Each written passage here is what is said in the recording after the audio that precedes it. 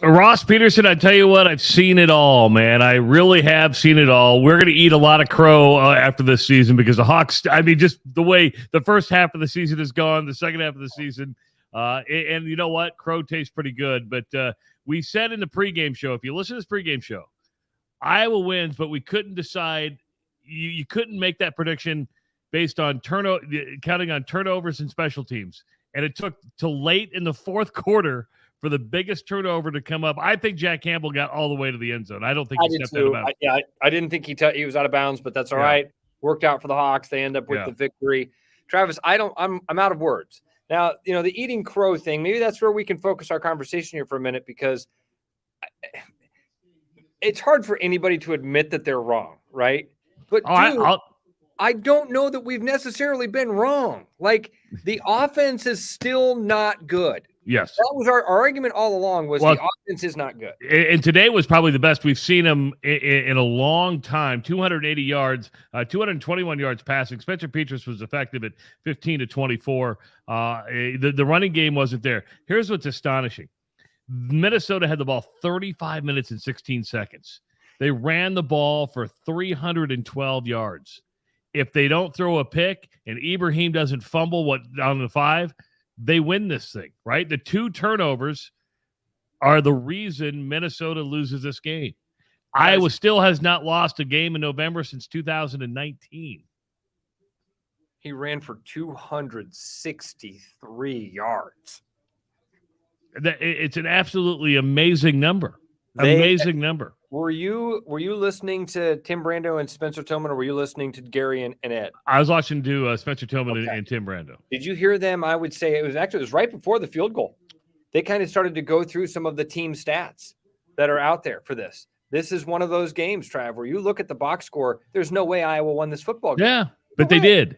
And now they're 1 win away. All they have to do is beat Nebraska, and Iowa is going to Indianapolis to play for the Big Ten championship. Yeah. It's absolutely stunning, amazing, and cool at the same time. We had, Travis, like, this defense, there were a couple of plays today. One was the punt where Cooper DeJean gets down there and keeps it from going in the end zone. And you said, there's your special teams play. The Jack Campbell pick 6, pick whatever, that turns the game. There's your defensive play. I cannot remember there are only 2 other defenses in my lifetime. Now, you're a Steel Curtain, a Steelers. Yeah. You're old enough to remember that 85 Bears team a little bit more than I was. In my lifetime, there have been 2 defenses that have been this fun to watch. The Ravens, when they had Ray Lewis and Ed Reed, and they were amazing. And the Bears, when they had Brian Urlacher and Devin Hester, and Devin Hester was returning punts for touchdowns every game. This defense is so much fun. Like, Jack Campbell picks that ball. I can't be the only one. I just started laughing. I'm like, it's unreal how good this defense has been. I broke out into a belly laugh, and I'm like, he's going to keep going. He's going to keep going. He's going to go all the way. And you can show me that replay all the time. There's no way he stepped out of bounds. I really don't think so. It doesn't matter at this point because they won the football game. Now, I was kind of in transition at that time. I was watching on my phone. The way I understood what they said was that they called him out of bounds in the moment, and that was why they didn't have the evidence to overturn it. Is that the way that played out? Yeah, and it was like, because they called him out of bounds, and I guess if you want to go on a sliver, he might have hit the white, but that doesn't matter. That's not even worth a phone call tonight because Iowa won. That's really, people are going in saying, who cares? Iowa gets destroyed in the title game. I don't know. Illinois took Michigan to you can't say that. Maryland gives Ohio State a game. Stop thinking that way. Now we're going to have this conversation tonight. I promise you, okay? To those Hawkeye fans, and I don't need one of their names, but to any Hawkeye fan that is, first of all, saying, well, we're just going to get blown away in the title game. First of all, you might be right. You might be right about that. But let's play out the other scenarios, because by not wanting to go to the title game, you're wanting to lose another game. Well, now it's not even an option. Now what you're saying is, I'd rather lose to Nebraska than lose to Ohio State or Michigan. That's what your argument is now. If you are going to say, I would rather not go to the Big Ten title game because the Hawks are going to get blown out, you're saying it's going to be less embarrassing to lose to Nebraska than it is to lose by 50 to Ohio State. And I don't believe that. I think that any Hawkeye fan would rather, I would hope every Hawkeye fan would want the Hawks to beat Nebraska next weekend or next Friday and then go on and play in that Big Ten title game and roll the dice, man. You're this far. It would be gut-wrenching to lose next week, which I don't think is going to happen. And the good news is I'm going to be in Indianapolis for the Big Ten title game. I'm going to be at Lucas Oil Stadium, which is super cool. I see your son in the background there. You're taking the family to Indianapolis with you. That's really cool. No, I'm not doing that. Oh, and you're not. Oh, this is the first time hearing about it. Yeah. See, I keep secrets from him, Ross. I don't tell him this stuff.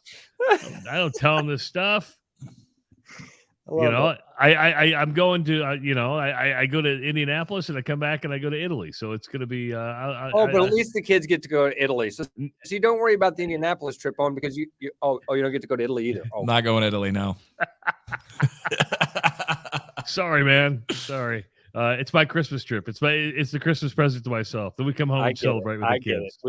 I get it, brother. I tell you what, it is going to be everybody say be in Indianapolis to witness a bloodletting.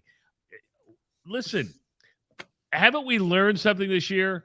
Whatever you think last week can turn around and not be true the following week, because we're not saying, and you and I are on the same page, we're not saying this Iowa offense is good.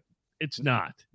But this defense has proven over and over and over again that if it keeps this team in the game, it can win any game that it plays. It can. We beat these two games up to death, the Michigan and the Ohio State games, right after they happened. Ohio State wasn't nearly as ugly as that game looked it looks on the scoreboard. And I would love to see a rematch with Michigan. I'd love it.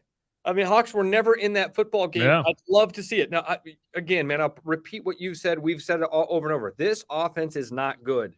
This defense is so special. And again, like, I feel like, am I the crazy one, Travis? Am I wrong in thinking that if you're a Hawkeye fan that's saying, I don't want to go to the Big Ten title game, what you're really saying is, I'd rather lose to Nebraska? Which you don't want that. There's no way you don't want to lose. Opening lines. Look at this. Tony's already on the lines. What do you I'm surprised by this. What do you think the number is for Iowa, Nebraska next week? Iowa, Nebraska -5. I would have thought 5 to 7. 3.5. That's on the FanDuel. Is that what that is? This is Action Network. So these are just the opening lines. It's opening lines. Out. Okay. So they just came out. Well, that 3.5. 3.5. Hawks favorite. I'll take it. That's a pick'em game though at 3.5. I mean, that's home field. Been closer to maybe a 5-point spread. Yeah. But either way. But you look at Nebraska. I mean, played Wisconsin today. So it's one of those things where, I mean, Nebraska's not good. It's not, but it's not horrible. Does that make sense? So before we go on the air here in about an hour or so, I want you to crunch all the different scenarios about what happens for the Big Ten title next week. Hawks lose, then what? Then if Illinois were to beat Northwestern, I believe Illinois would go. They're going. Or is Purdue still in this thing? I'm going right now. No, I think Purdue would end up going. That would actually make sense, yeah. I got to go look at the wins and losses and crunch this stuff. You know, they said there'd be no math and numbers in this job, okay? Okay? Yeah, it will only be interesting. He's the numbers guy. He's like the Microsoft Excel master sensei thing that he knows how to do. I don't know how to do any of that stuff. Purdue would need to lose to Indiana. Okay. Iowa would need to lose to Nebraska. And then you'd need Illinois and Minnesota and Wisconsin to win. And then you'd have a bunch of teams at 5 and 4. Damn. It's crazy. It's how the West was won, and it's good. I believe it's going to be won by Iowa. I do too. And I'm ecstatic about that. I think that's awesome that the Hawks are going to have another Big Ten West title. They'll go and represent the West in the Big Ten title game. If they go and they get their pants blown off, guess what? Somebody's going to go do that. Somebody's got to go and play that game against Michigan or Ohio State. One of the teams has to do it. You'd rather be that team than not be that team.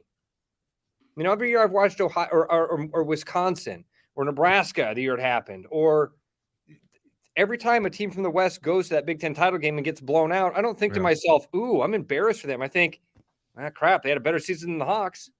No penalties by either team today. 0 penalties. 2 turnovers. Yeah, 0 penalties, man.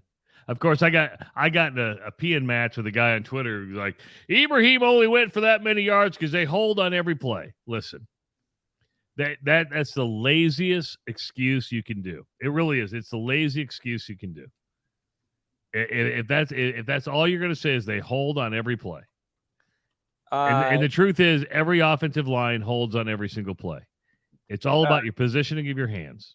Jason Kelsey, that's the center for the, he's Travis Kelsey's brother, I believe, right? And he's the Eagles center.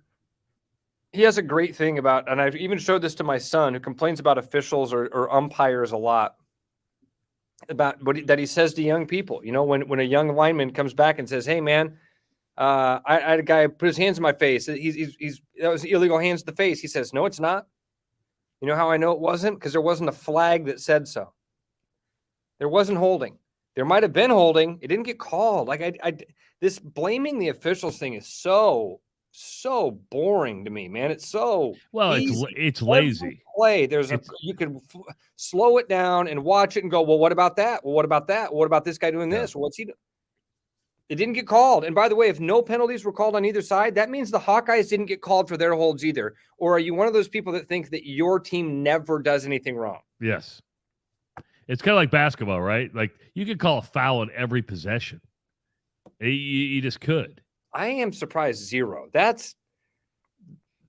You know why? The official I don't want to take my hands out of my pocket. It's too cold. Too cold. Too cold. You know why I was about to say because of the temperature. Too damn cold. All right, so here's the deal. The Jethro's Barbecue Sound Off coming up. We think in about an hour, so we're going to get about a half hour of commercial-free radio, we believe, starting at 7:30. We're on till 11 o'clock tonight. You're not going to want to miss it. Listen on News Radio 1040 WHO. Listen on the iHeartRadio app. Ross and me and Tony and everybody will be hanging out, having a little bit of fun, and get ready to for a short week. There's Tony right there. Over the corner. He'll be in that room soon. All right, and for the record, that's my son Owen right there, right? He's the one who decorated this, and he put the Iowa State. He's the one who put the Iowa State pendant right there. Yeah, the Iowa one's out of camera. It's right up there, but we got another little neon sign, Iowa, and I was like, I saw you guys were doing this. I'm like, oh, I got to go put that up in the corner real quick. That sign should be Hawkeyes. Yeah, I know that. He's the chief decorator. I wish I could reach over and reach into your screen and point at it. Yeah. Right there. All right, we're on probably in about an hour. So it'll be a fun Saturday night. People driving back from the Twin Cities. Everybody's celebrating because Iowa's 1 win from the Big Ten championship game. That's coming up Friday against Nebraska. Holy moly. Buckle up. It's going to be a wild Saturday night on News Radio 1040 WHO. We'll see you in about an hour.